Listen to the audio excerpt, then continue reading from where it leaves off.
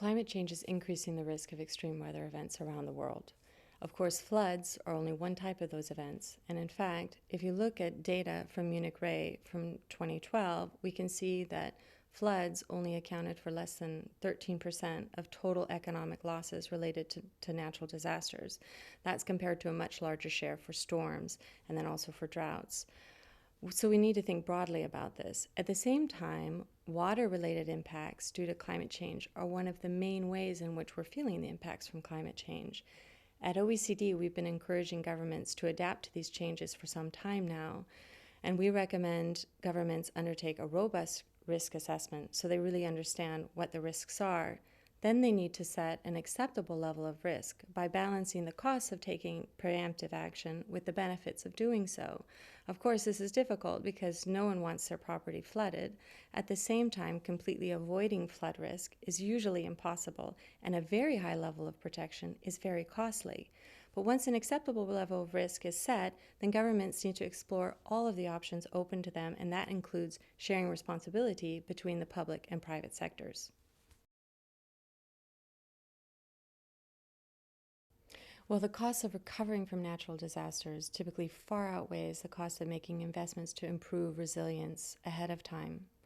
Investments in early warning systems and disaster preparedness have greatly reduced casualties in hurricane-prone countries, for example.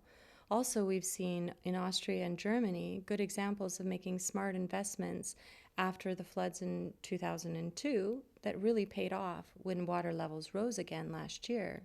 The main point here to recall is that anticipating action and making smart investments that are well-timed is really important. Of course, governments are working under tight budget constraints, but the main message here is that forward-looking planning and flexible approaches are going to be the most cost-effective over the long run. OECD analysis shows that sound water management is the key to good flood control. At the same time, the specific measures will depend on local circumstances. Prevention is certainly key, and this should be systematically taken into account in land use planning and building codes, for example. Protection is also important, and the European Commission has estimated that €1 invested in flood protection can save €6 in avoided damage cost. Of course, protection isn't all about hard-built infrastructure. It can also be about what we call green infrastructure, or using nature as part of the solution. Examples include green roofs or landscape-based approaches like restored wetlands that can help improve flood protection.